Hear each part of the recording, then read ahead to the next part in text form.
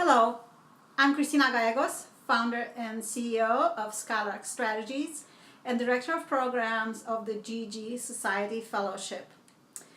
Last week, the GG Society Fellowship had a 3-cohort retreat where we brought 3 cohorts together with all our fellows in those 3 cohorts.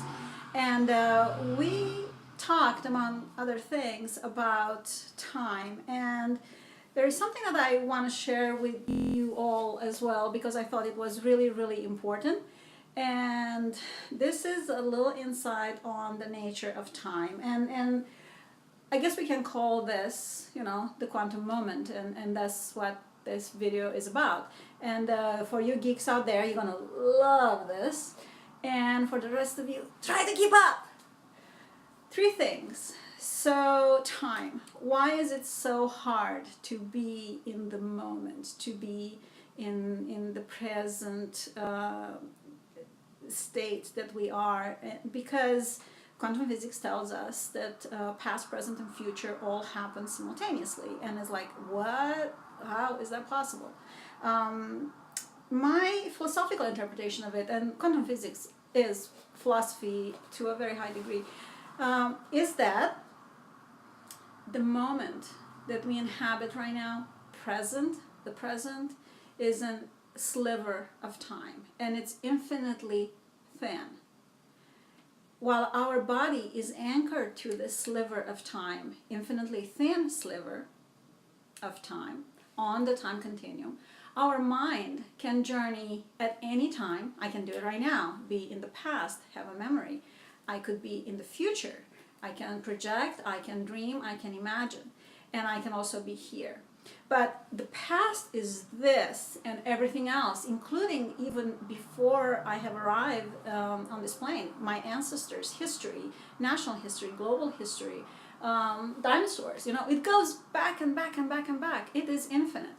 And it is all my future and everybody else's future that I can imagine, and everybody else's that I cannot even imagine future, and everything else that will happen when every last human is gone. So in that vast continuum, my present is this thin layer. And imagine something even smaller than the thinness of a piece of paper. That's what your mind and your brain has to make an effort to anchor to, right? Think of that for a second. How hard is that? From all this vastness to be here, to be now, anchored to this almost impossibly small.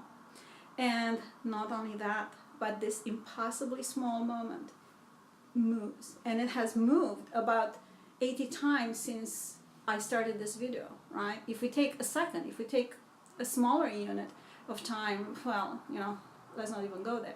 So that's what you're trying to do when you're trying to be in the present moment. And have some compassion because it's hard. But the truth is this: you are your consciousness. It's infinite. And it could choose to be here, and you could choose to be anywhere else, both philosophically and at the quantum physics level, right? Science and philosophy. So that was number 1 on today's quantum moment video. Number 2, also, quantum physics tells us that observers change reality. And one of my fellows asked me to write about this or to make a video about this because she thought it was really, really helpful to her. So you have 2 particles in a particle accelerator, and you have an empty room, or you have a scientist in the lab. The behavior of the particles changes when there is an observer. We as observer, we change reality, not just in a perception sense, which is pretty clear, but at the physical level, matter, particles, right? So think about that. You as an observer influence reality, either you want it or not, by the virtue of you existing. Make sure that your behavior, what you do today, your dreams, your aspiration, match that. Because you're doing it anyway, you might as well do it towards something that is important to you.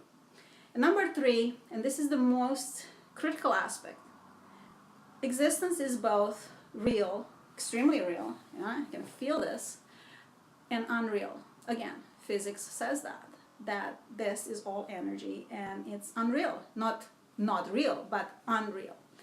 So if you have the choice to be in a universe, in an existence that is unreal, wouldn't you build the reality that is most suited to you?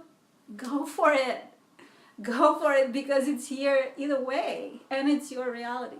So be gentle with yourself about time, right? And make that constant and conscious effort to look for the sliver of now into the sea of time. 2, know that you are changing the reality just by observing it, either you want it or not. And 3, life is unreal, so might as well make it unreal in the best of ways, right? Christina the Geek out. Scholarlic Strategies is here for you. Give me a call.